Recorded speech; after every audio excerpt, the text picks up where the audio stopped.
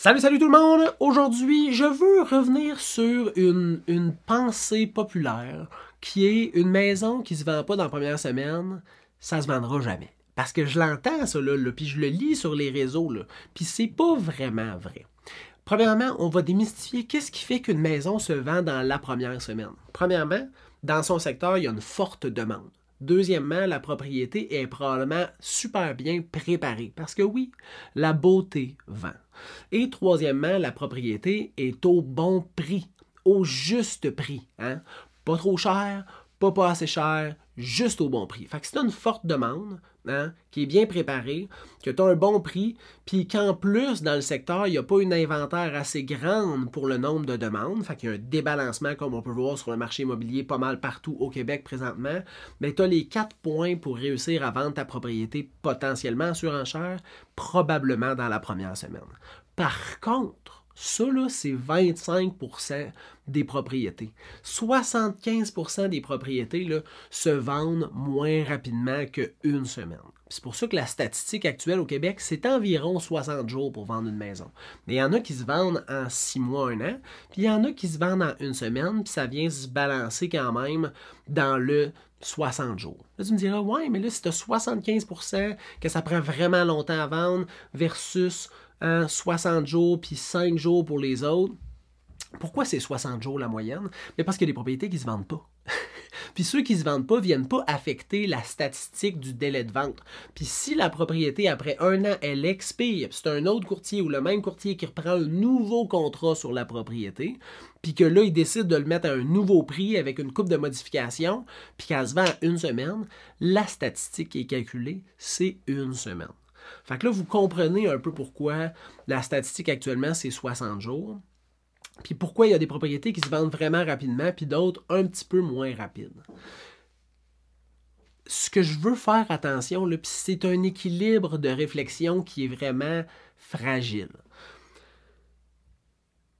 C'est vrai qu'une propriété présentement qui prend 120, 180 jours, 260 jours à vendre, il y a quelque chose. Ou c'est le prix, ou tu es vraiment dans un secteur qui est zéro en demande, mais c'est vrai que si ta propriété reste sur le marché plus que la moyenne, là, il y a quand même quelque chose qui cloche, t'sais. Ça se peut que ce soit la préparation, ça se peut que ce soit le prix, ça se peut que ça soit la géolocalisation, mais il y a quelque chose que tu peux probablement changer pour tourner ça de bord et en profiter plus rapidement. Par contre, si tu as un prix en tête, que tu n'es pas pressé, que ça ne te dérange pas de rester chez vous présentement, puis que tu auras l'acheteur que tu auras quand tu l'auras, ben là, il ne faut pas stresser. C'est normal. Je voulais juste prendre un moment pour parler de ça aujourd'hui parce que c'est rendu. Il y a des clients qui sont choqués puis ils font comme mais là 21 jours, on n'a pas bien de visites, on fait quoi? On fait-tu une autre visite libre? Il y a des actions à mettre en place, mais il y a des actions à mettre en place si le reste des choses est mis en place pour atteindre ce délai-là. Fait que tu peux pas demander le prix le plus élevé que tu pourrais avoir ou au-dessus du prix le plus élevé statistiquement que tu peux avoir, puis penser vendre super rapidement. Plus ton prix va être agressif, plus tu vas vendre rapidement, plus il y a de chances que tu vendes en surenchère, meilleures les conditions vont être. Plus tu demandes cher pour ta propriété par rapport à sa juste valeur, plus ça va être long, plus il risque d'avoir de négociations, moins qu'il va y avoir de visites, plus les conditions vont être favorables aux acheteurs. Fait que c'est juste qu'il faut que tu balances tes attentes avec tes actions.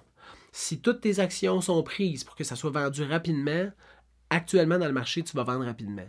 Par contre, il y a 75% des maisons présentement qu'on peut voir qu'il y a quelque chose qui ne fonctionne pas.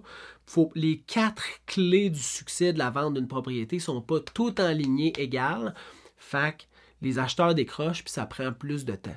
Mais si tes attentes sont là, c'est correct. Mais si tes attentes sont rapides, il faut que tu mettes tous tes paramètres pour que ça fonctionne rapidement, ta vente. Si jamais, mettons, tu as des questions sur un projet et tu te demandes comment tu devrais mettre en vente ta propriété, quel genre de stratégie, n'hésite pas à me faire signe. Tu peux m'écrire au info@serviceimmobilier.ca ou aller au serviceimmobilier.ca puis m'écrire à partir du site web. Si tu as des questions, tu me fais signe puis je prends le temps de te répondre. Bonne fin de journée.